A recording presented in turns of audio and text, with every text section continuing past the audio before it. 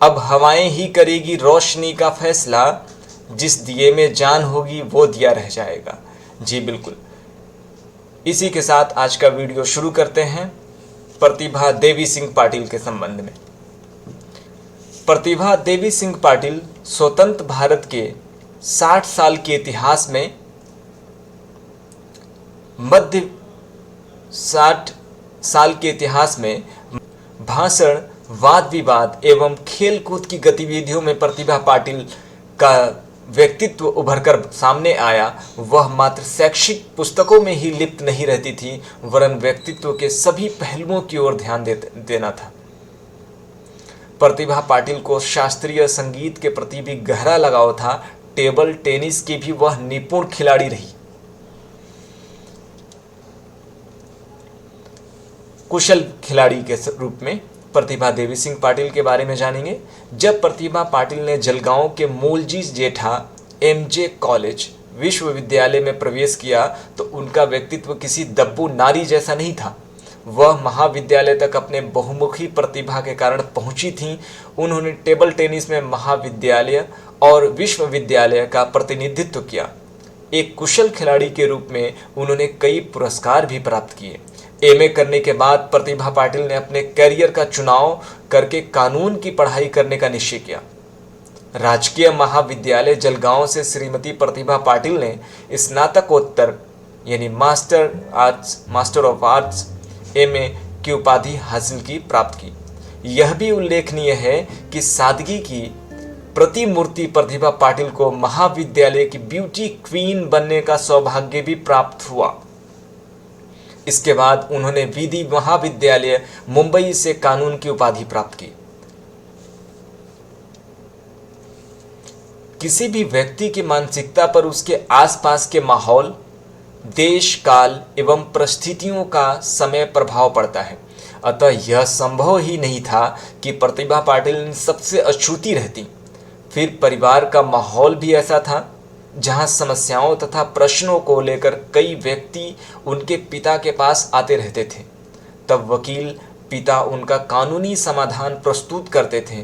प्रतिभा अपने पिता नारायण राव को लोगों की समस्याओं एवं सवालों का समाधान करते हुए देखा करती थी।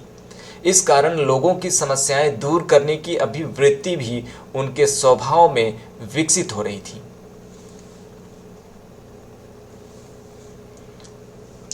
प्रतिभा देवी सिंह पाटिल परिवार की बेटी प्रतिभा पाटिल का विवाह डॉक्टर देवी सिंह राम सिंह शेखावत के साथ 31 वर्ष की उम्र में 7 जुलाई 1965 ईस्वी को संपन्न हुआ। पेशे से शिक्षक देवी सिंह शेखावत मूल रूप से राजस्थान के सीकर जिले के एक छोटे लोसल गांव से निवासी थे, लेकिन काफ़ी समय पूर्व उनके पूर्वज जलगांव महाराष्ट्र में स्थायी रूप से आकर बस चुके थे। प्रतिभा पाटिल ने विधि विश्वविद्यालय मुंबई से कानून की उपाधि प्राप्त करने के बाद अपने पिता श्री नारायण राव पाटिल की भांति वकालत करने लगी। वकालत के पेशे के साथ साथ जलगांव की गरीब एवं आदिवासी महिलाओं के उत्थान में वह महत्वपूर्ण योगदान देने लगी। उस समय तक श्रीमती प्रतिभा पाटिल का राजनीति में कोई इरादा नहीं था। वकालत का पेशा भी अच्छा चल रहा था। उन्होंने जलगांव में अपनी एक स्वतंत्र पहचान सफल एडवोकेट के रूप में बना ली थी। तो आइए अब राजनीतिक जीवन या राजनीतिक कड़ी के बारे में जानेंगे। जब प्रतिभा पाटिल सामाजिक कार्यों से जुड़ी थीं, तब कांग्रेस के नेता अन्ना साहब केलकर ने उनमें छिपी राजनीतिक प्रतिभा को पहचाना। अन्ना साहब केलकर ने प्रतिभा को कांग्रेस से जोड़ लिया।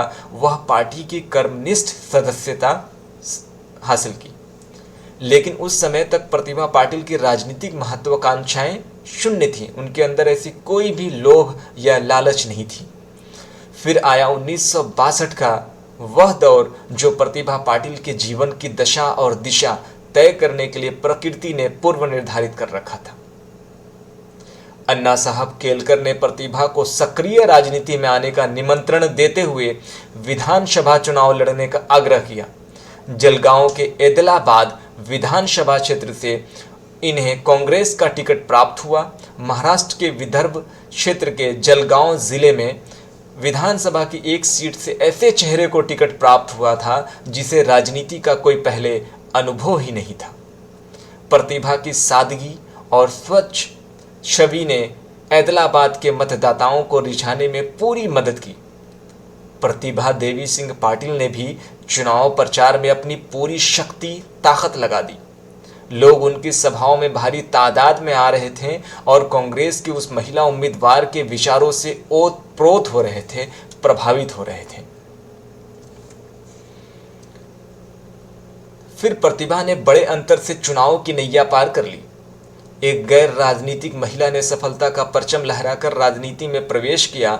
इस प्रकार 1962 में मात्र 27 वर्ष की उम्र में ही प्रतिभा राजनीति में स्थापित हो गई। 1967 के महाराष्ट्र विधानसभा चुनाव में उन्हें पुनः चुना गया। तब 1967 से 1972 तक उन्होंने बतौर राज्य मंत्री जन स्वास्थ्य, आवास, पर्यटन, संसदीय कार्य इत्यादि महत्वपूर्ण विभाग सफलता के साथ संभाला। उनके कार्यों की काफ़ी प्रशंसा की गई। वह 1972 के महाराष्ट्र विधानसभा चुनाव में भी विजयी रहीं। इस बार उन्हें राज्य का कैबिनेट मंत्री बनाया गया।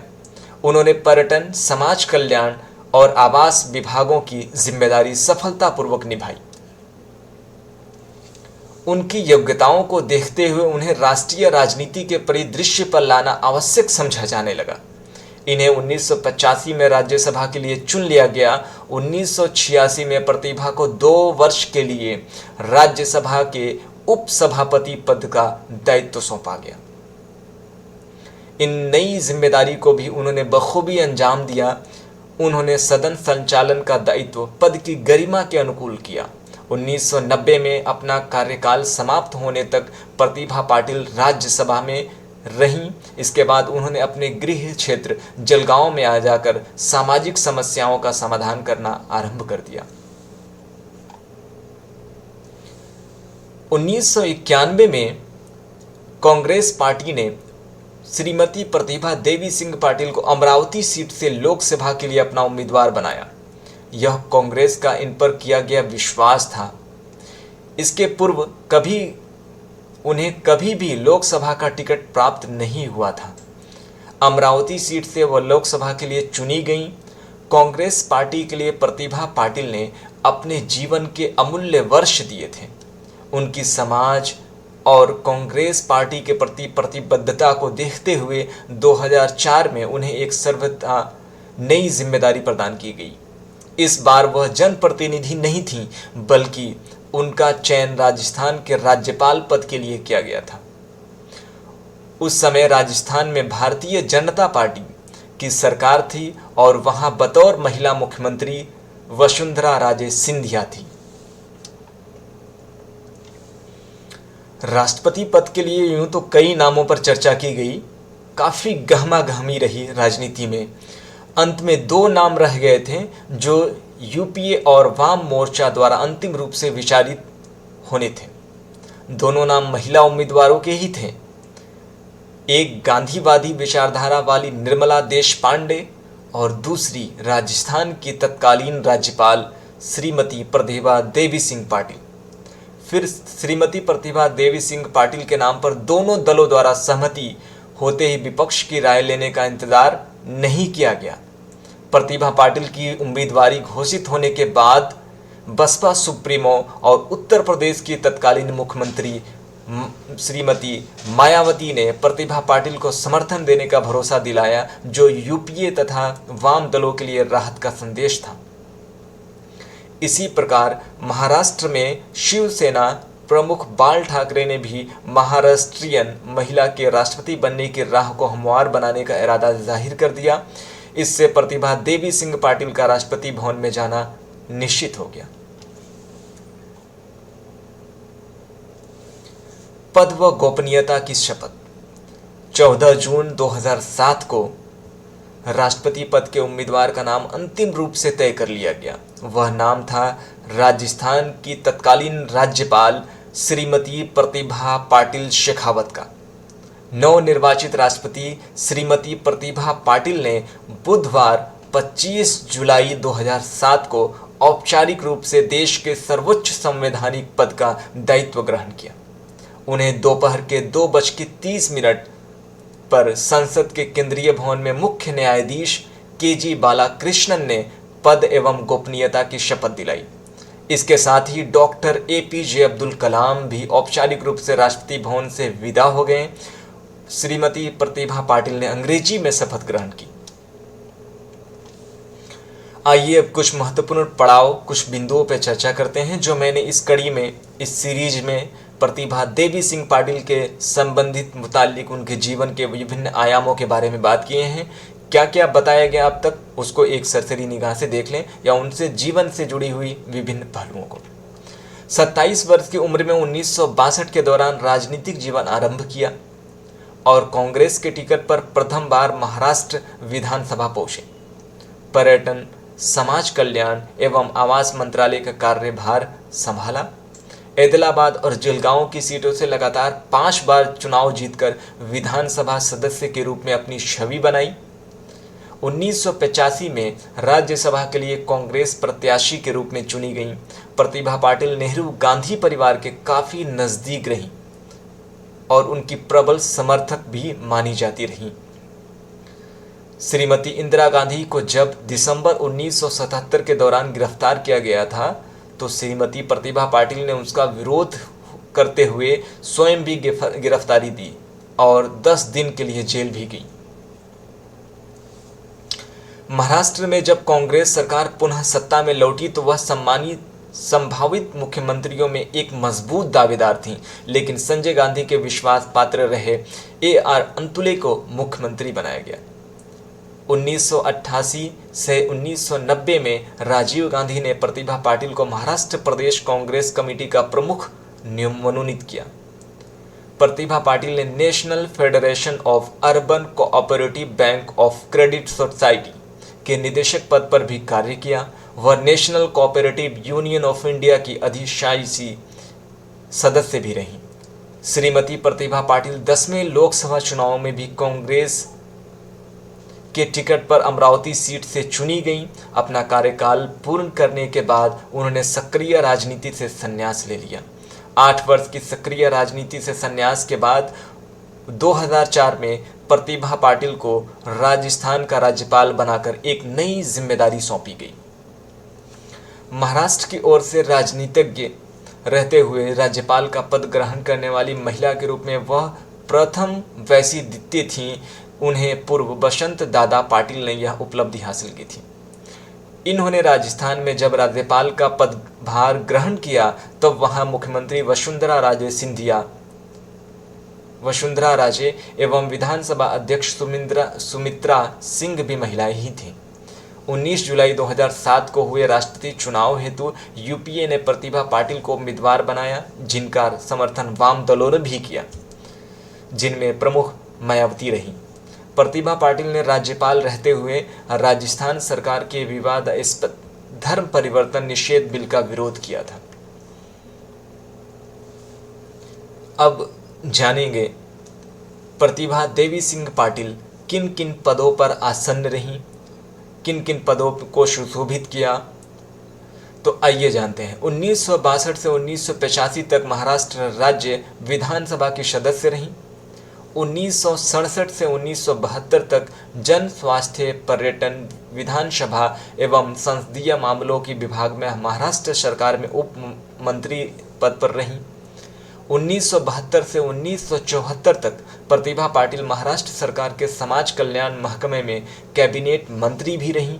1974 से 1975 में जन स्वास्थ्य मंत्रालय एवं समाज कल्याण मंत्रालय का कार्य महाराष्ट्र सरकार में कैबिनेट मंत्री के रूप में संभाला।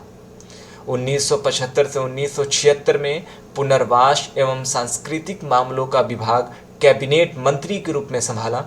1977 से 1980 तक महाराष्ट्र विधानसभा में विपक्ष की नेता रहीं। 1982 से 85 तक महाराष्ट्र सरकार में कैबिनेट मंत्री के तौर पर सिविल सप्लाई एवं समाज कल्याण विभाग का पदभार संभाला। जून 1985 से 90 तक राज्यसभा के लिए चुनी गई और 18 नवंबर 1986 से 5 नवंबर 1988 तक राज्यसभा के उपसभापति के रूप में कार्य किया। 1991 में लोकसभा के 10वें चुनाव में अमरावती सीट से प्रथम बार सांसद चुनी गई 1991 में। 2004 से 7 तक राजस्थान की राज्यपाल रहीं और 25 जुलाई 2007 को भारत की प्रथम महिला राष्ट्रपति बनी। इनका कार्यकाल 25 जुलाई 2012 को समाप्त हुआ। तो इस तरीके से आपने जाना प्रतिभा देवी सिंह पाटिल के बारे में, उनकी पूरी जीवनी, उनके संघर्ष, उनके राजनीतिक सफ़र का पूरी तरीके से हमने एक एक टॉपिक पे आप से संबंधित आपके बीच सारे प्रश्नों को हल करने की कोशिश की। अब आते हैं एक प्रश्न के लिए। अगर आप उस प्रश्न का सही जवाब देते हैं तो हम अगली कड़ी में आपको नाम से आपको संबोधित करेंगे।